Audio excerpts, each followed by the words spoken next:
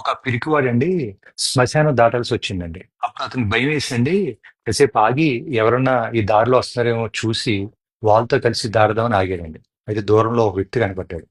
అప్పుడు ఆ వ్యక్తితో కలిసి ఇద్దరు కలిసి శ్మశానం దాటేశారు. కానీ తర్వాత తెలిసిందేంటంటే ఆ రెండో వ్యక్తి ఇతనికన్నా ఎక్కువ పిరికివాడండి. కానీ కేవలం వీడికి వాడు, వాడికి వీడు తోడున్నారని ఒకే ఒక్క భరోసా.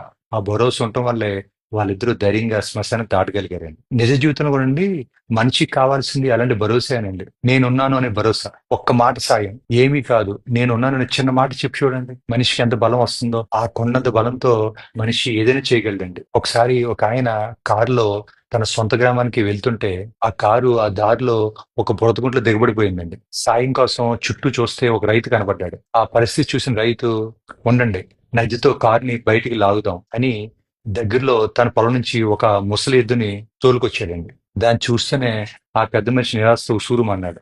రైతు ఆ ఎద్దుని కారుకి ముందు తాడుతో కట్టి, ఒరే రాజు, అంజి, నంది, ఏంట్రా ఆలోచిస్తున్నారు? తినదంతా ఏమైందిరా? బండి లాగండ్రా అని ఉత్సాహంగా అదిరించాడండి. అంతే, ఆ ముసలెద్దు ఆ కార్ని ఒక ఊపుతో బయటికి లాగేసిందండి. అప్పుడు ఆ పెద్దాయన ఆశ్చర్యంతో, ఏమండి, దొంగ ఒక ఎద్దే కదా, అది ముసలెద్దు, మీరు అన్ని పేర్లు పెట్టి అదిలించారేంటి అని అడిగాడండి. అప్పుడు రైతు, ఈ ఎద్దు ముసల్దే కాదండి, గుడ్డిది కూడా. అయితే తను కాక ఇంకా చాలా ఎడ్లున్నాయి అనే ధైర్యంతో తన బలానంతా పెట్టింది అంతే అన్నాడండి. పూర్తి నమ్మకంతో చేస్తే ఎంత కష్టమైన పనైనా తేలిగ్గా చేయొచ్చండి. ఆ రైతు తెలివికి, సమయస్ఫూర్తికి ఈ పెద్ద మనిషి చాలా ముచ్చటపడ్డాడు. పూర్వం అండి 10 మంది పిల్లల కన్నా కూడా ఎంతో ధైర్యంగా పెంచి పోషించేవారండి. అలాంటి ధైర్యానికి కారణం ఈ ఉమ్మడి కుటుంబాల్లో మేము ఉన్నాం అనే భరోసా కారణం అండి. కానీ ఈ రోజుల్లో ఒక పిల్లోడు చాలరా దేవుడా అనుకోవడానికి కారణం మేమున్నాం, మంచి చెడు చూసుకోవడానికి అని భరోసా ఇచ్చే మనుషులు, బంధువులు మన చుట్టూ లేకపోవడం. కష్టంలో ఉన్న మనిషికి నేనున్నాను అని ఒక భరోసా ఇవ్వండి. అది కుదరకపోతే కనీసం ఒక మాట సాయం చేయండి.